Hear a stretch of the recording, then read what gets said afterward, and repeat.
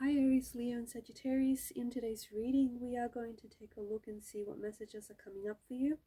This is going to be a reading for those of you that need it the most, a reading for those of you that resonate with it the most. If you are interested in a personalized tarot reading, feel free to reach out and inquire. My email will be listed below.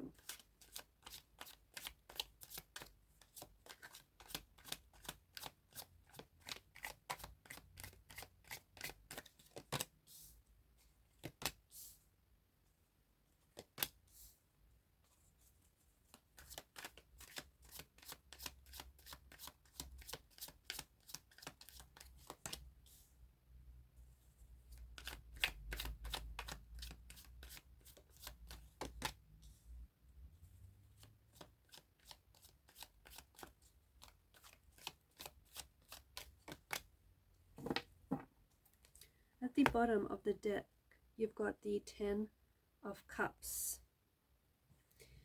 The 10 of Cups, I feel like this is the energy you're in, or it's the energy that you are slowly making your way towards. It's an energy of peace, it's a state of peace, it's harmony, it's alignment, it's being in flow and in synergy with everything around you. If you have been going through something very difficult and if you've been going through something very stressful lately, then the 10 of Cups is an indication that those hard times, they're coming to an end.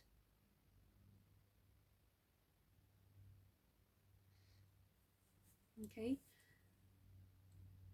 Speaking of something's coming to an end, both the Lovers card and the Death card seem to indicate very strongly that there are profound and significant changes that are coming your way. These are some changes that you might not foresee, okay? You might not see these changes coming, at least not from this vantage point. You might not see that far ahead. You might not be able to foreshadow or predict what some of these changes are going to be.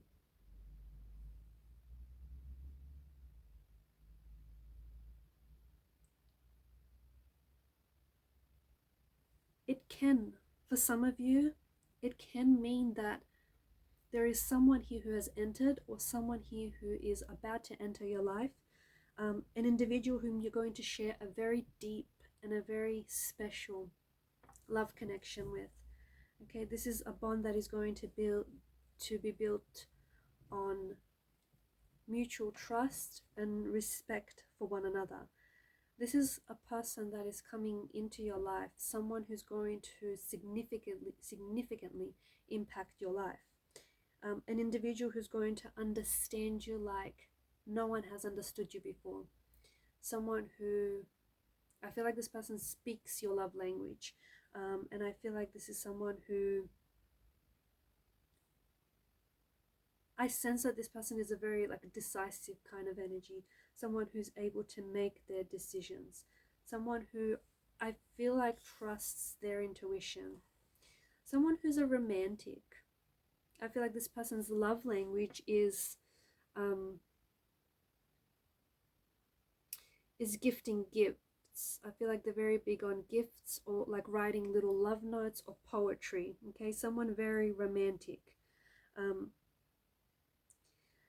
The Death card itself signifies change and transformation. It can indicate the loss of something. Okay, for those of you who have had a relationship that has ended recently, or if you've had something that was significant end in your life, so a romantic relationship, a friendship, a connection, a job or a contract has expired, a project.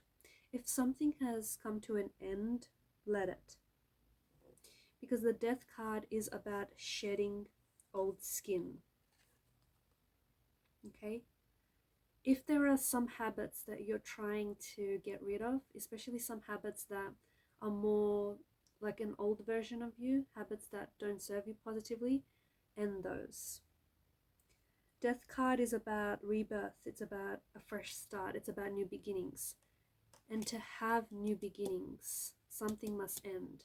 To begin a new chapter, you have to end the previous chapter, right? I mean, that's just how it goes. So something here has ended for you because it no longer serves a purpose. It no longer has a role in your life. Okay, so its chapter here has ended. There is some sort of end of a phase, an end of a cycle, or an end of a phase to the person that I'm speaking with. And of course, we all know where there is an ending, there's always a new beginning. Where there's an end of one chapter, there's a beginning of another. I feel like there could be an ending of one relationship and then the beginning of a new one. So if you've been ghosted, or if a relationship has ended for you, or if a project or a contract has ended or expired, it's because there is something else for you. There is something new for you that's lined up. It could also be, though, the ending of toxicity in your life, the end of like toxic behavior, unloving behavior, unkind behavior. This might even be how you behave towards yourself. Like if you've been unkind or unloving towards yourself, you're going to end those ways, okay? The Lover's card also brings in this energy of choice and needing to make a choice, needing to make a crucial decision, whether in a relationship, whether in a career, whether in a job. I feel like the King of Swords is telling you that the choice, you need to make the choice, and you need to weigh up both your head and your heart when you make this choice, okay? And I think a decision needs to be made, because in choosing one thing, you dismiss or deny the other, right? So you need to make a choice. Let go. I feel like you need to let go of the past, and I feel like you need to embrace what is new, and you need to embrace the choice that is going to bring you growth and transformation. There is some form of communication that is quite profound in your reading. Now, it could be a love letter, it could be a love note, it could be a poem, it could be a text message or a phone call. It has a very romantic energy attached to it. But I also feel like it could be, like, for example, there's also quite a creative energy to this. So it could be something that you put together. It could be an artistic piece that you're working on, something that is very personal to you, and something that is going to, or you could come across something that is going to be very significant and be very personal to you. And again, I feel like this, it could be a quote, or it could be a poem, or it could be a film.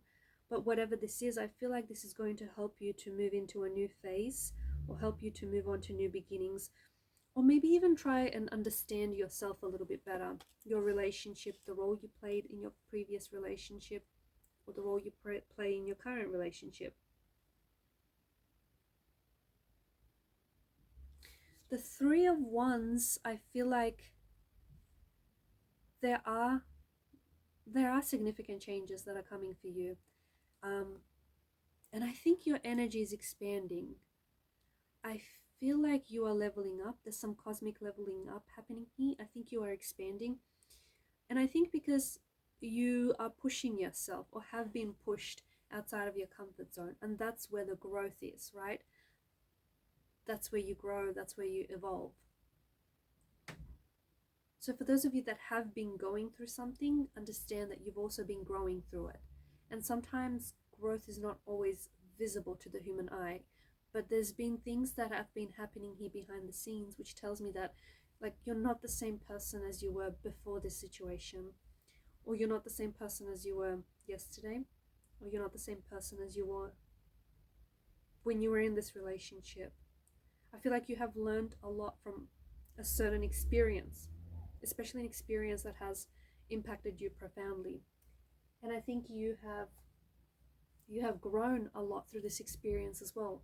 And even though the experience has, like, it's in whatever this is, like, it's ended for you, or whether you're the one that's decided on it ending, or whether someone else has ended things for you here, it is an experience. And I think it's ending for you because the universe has something or someone else lined up for you. And I think you're just being asked to be patient right now and just to trust the process. Because with the Ten of Cups energy, I feel like there is this sense of peace, and there is this sense of harmony and alignment that you're stepping into. And I think it's like when the dust settles on whatever this is, you're going to enter into this energy of the Ten of Cups. It's this idyllic scene. And I think it's also, the Ten of Cups is a scene of, I think it's what you wanted. You wanted this idyllic scene. You wanted, you know, a happy and loving relationship. Maybe even thought about having kids, building a life, or building a home, sharing a life with, you know, with this person one day. Or maybe your idyllic scene looked a little bit different. You wanted to chase your dreams, and you wanted to live the dream life, and you had very specific details about what it looked like. But whatever this is, it doesn't feel like it comes from a place of ego. Like, it's not about fame, it's not about wealth, it's not about status, it's not about money.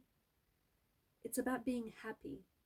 And I think what you want right now is, you want someone who contributes to your happiness, someone or something that contributes to your happiness rather than takes away from it.